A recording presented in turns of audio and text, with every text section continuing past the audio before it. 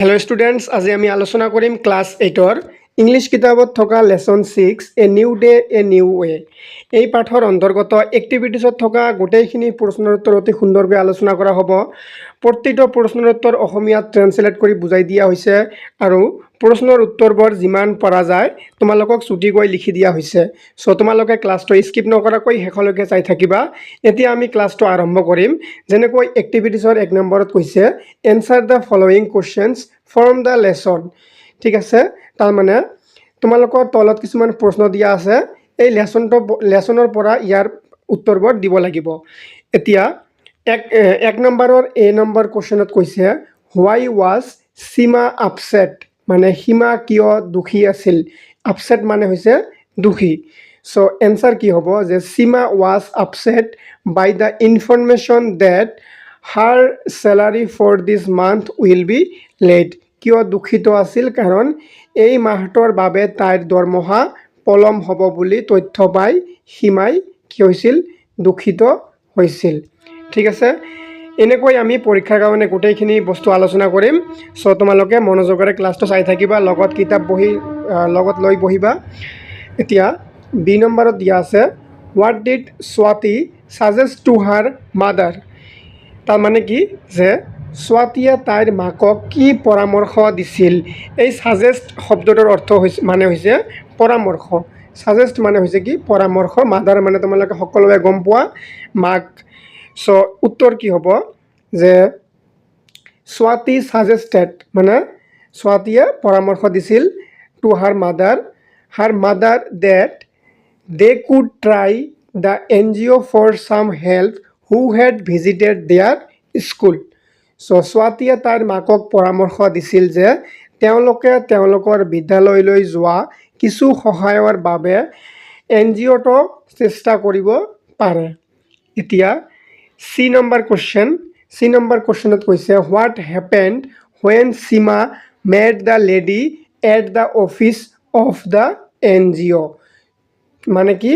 NGOৰ কাৰ্যালয়ত সীমাই মহিলাগৰাকীক লগ পোৱাৰ পিছত কি কৈছিল। উত্তৰটো অলপ ডাঙৰ হ'ব যিহেতু ঘটনাটো লিখিব লাগিব। সো যিমান হয় মই তোমালোকক ছুটিকৈ লিখি দিয়াৰ চেষ্টা কৰিছোঁ। এনসাৰটো হ'ব যে when Seema met the lady of the NGO she talked about her hopes of setting up a small business. Then the lady showed her the women who were working there in blue sarees and aprons and had brave mothers embossed on their dress. মানে কি কৈছিল, যেতিয়া সীমাই NGOৰ মহিলাগৰাকীক লগ পাইছিল তেওঁ এটা সৰু ব্যৱসায় স্থাপন কৰাৰ আশাৰ বিষয়ে কৈছিল। তেতিয়া মহিলাগৰাকীয়ে তেওঁক সেই মহিলাসকলক দেখুৱাইছিল যিসকলে তাত নীলা শাৰী আৰু এপ্ৰনত কাম কৰি আছিল আৰু সাহসী মাতৃসকলক তেওঁলোকৰ পোচাকত এম্বছ কৰিছিল। তাৰপিছত এতিয়া নেক্সট দিয়া আছে কি D number question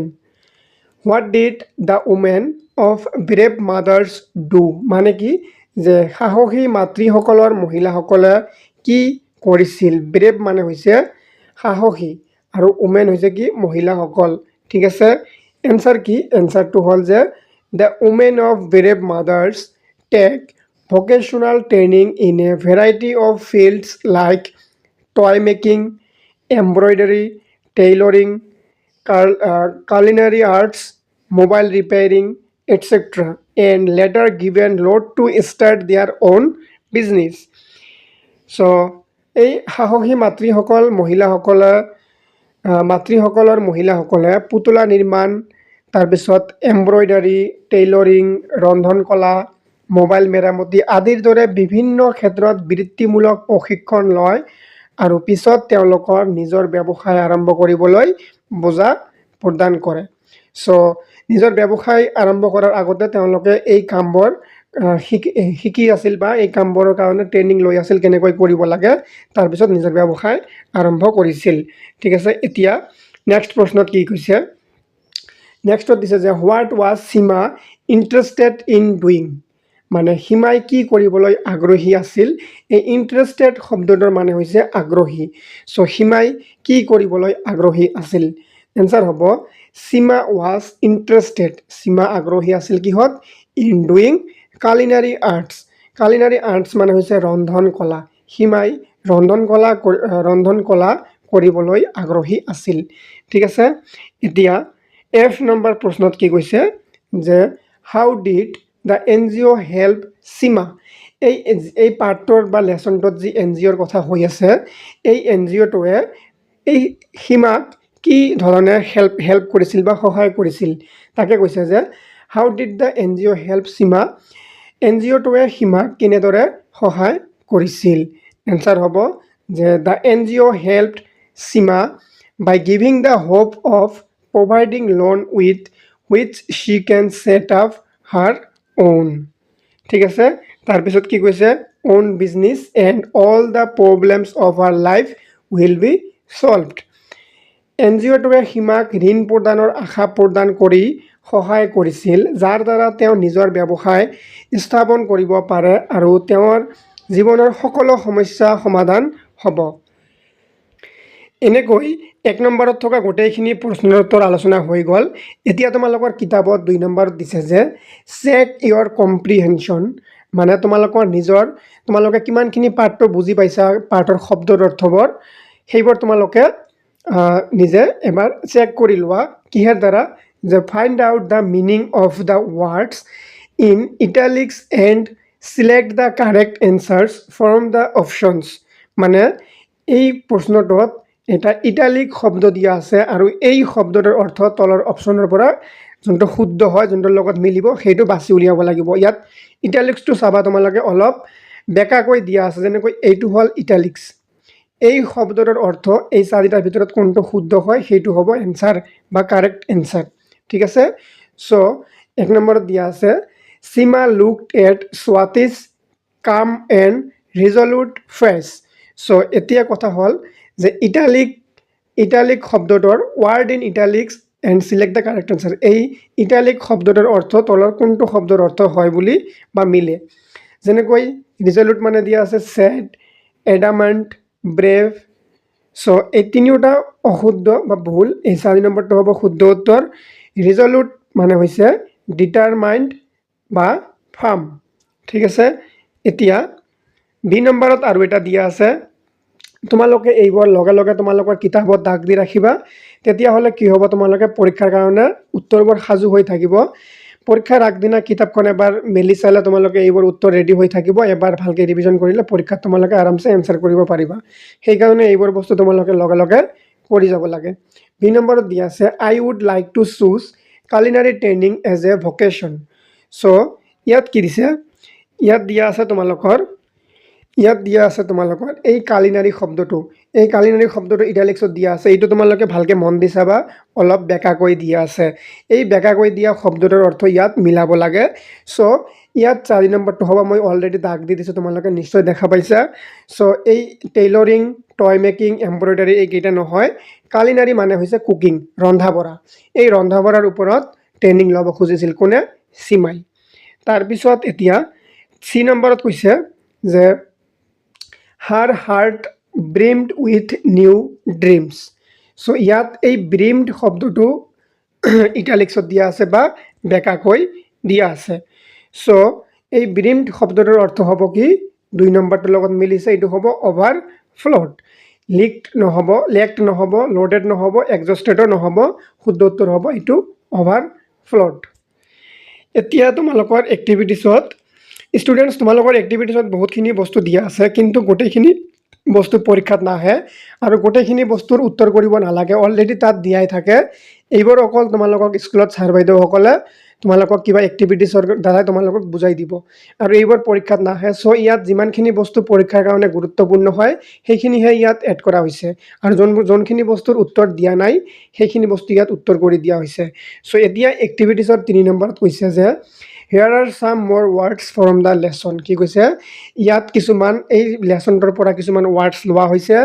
read the words in কলম এ আৰু কলম এত থকা শব্দবোৰ পৰা এণ্ড ফাইণ্ড আউট দিয়াৰ মিনিং ইন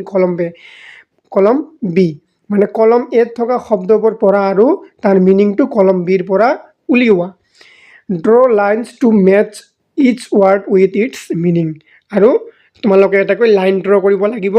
যদি কিবা কাৰণত এৰ লগত 2 নম্বৰটো মিলাই এনেকৈ মিলাব লাগিব সো কোনটোৰ লগত কোনটো মিলিব মই সুন্দৰকৈ তোমালোকক দেখাই দিম তোমালোকে কিতাপখন মেলি ৰেডি হোৱা তোমালোকে কিতাপত সুন্দৰকৈ মই দেখাই দিয়া হিচাপত আস্থানি লোৱা এনসার হ'ব এর লগত হ'ব কি 5 এর লগত এত এতিয়া কি আছে আমি চাম এত কি আছে এজ বুলি দিয়া আছে কলম এত কি দিয়া আছে তোমালোকে নিশ্চয় দেখা পাইছা কলম এত 1 নম্বৰ দিয়া আছে এজ এজ কাৰ লগত মিলিব এজটো মিলিব 5 নম্বৰৰ লগত the outside limit of an object a surface or an area so তোমালোকে এই এজৰ লগত 5 নম্বৰটো এনেকৈ টানি দিয়া এৰ লগত কি 5 নম্বৰ আশা কৰিছো তোমালোকে এইটো দিছা এতিয়া আমি চাম কি বি নম্বৰটো কাৰ লগত মিলে এডৰ্ট বি নম্বৰটো কাৰ লগত মিলিব বি নম্বৰটো মিলিব 3 নম্বৰৰ লগত সো বি নম্বৰটো 3 নম্বৰত মিলাই দিয়া তোমালোকে বি নম্বৰটো 3 নম্বৰত এনেকৈ মিলাই দিয়া এডৰ্ট মানে হৈছে লাভ সামবডি ভেৰি মাচ তাৰ পিছত দিয়া আছে সি নম্বৰটো হ'ব 2 নম্বৰৰ লগত সি নম্বৰটো 2 নম্বৰৰ লগত আস্থানি দিয়া সকলোৱে এনেকৈ দিব লাগিব সি লগত 2 আৰু বিৰ লগত এনেকুৱা আছিল আৰু এৰ লগত এইটো আছিল তাৰ পিছত এতিয়া কি দিয়া আছে ডিৰ লগত হ'ব 1 ডিৰ লগত কি হ'ব ডিৰ লগত হ'ব 1 হ'ব হেক্ট দিয়া আছে হেক্ট কি হ'ব put one's arms around somebody to hold them tightly especially to show deep love or liking তাৰ পিছত এতিয়া এইটো কাৰ লগত হ'ব এমবছটো হ'ব 4 নম্বৰৰ লগত এমবছটো arrays design on fabric so মই আকৌ এবাৰ সুন্দৰকৈ আনি দিছোঁ তোমালোকে স্ক্ৰীনশ্বট মাৰি ল'বা জনে কিতাপ মেলি লোৱা নাই একৰ লগত হ'ব 5 তাৰ পিছত তোমালোকৰ বিৰ লগত কি হ'ব একৰ লগত 5 তাৰ পিছত তোমালোকৰ বি হ'ব 3 তাৰ পিছত সি হ'ব 2 নম্বৰৰ লগত 4 হ'ব 1 নম্বৰৰ লগত সো ই হ'ব 4 নম্বৰৰ লগত এনেকৈ তোমালোকে এইটো সুন্দৰকৈ সজাই লোৱা আৰু জনে এইটো স্ক্ৰীনশ্বট মাৰি নলবা তোমালোকে কি কৰিবা এইকেইটা বস্তু তোমালোকে লিখি ৰখা পিছত তোমালোকে এইখন চাই তোমালোকে কিতাপত আস্থানি ল'বা সো এই লেসনটোৰ পৰা এইকেইটা বস্তু আছিলে পৰীক্ষাৰ কাৰণে গুৰুত্বপূৰ্ণ বস্তু আমি এইখিনি বস্তু আলোচনা কৰিলোঁ সো আৰু বাকিখিনি বস্তু পৰীক্ষাত আহিব বুলি মই নাভাবোঁ সেইকাৰণে ইয়াত এড কৰা নাই সো আশা কৰিছোঁ তোমালোকে ক্লাছটো বুজি পাইছে বুজি পালে লাইক কমেণ্ট কৰি শ্বেয়াৰ কৰি দিবা আৰু ৰাইমনা ক্লাছেছ ইউটিউব চেনেলটো ছাবস্ক্ৰাইব কৰিবা ধন্যবাদ সকলোকে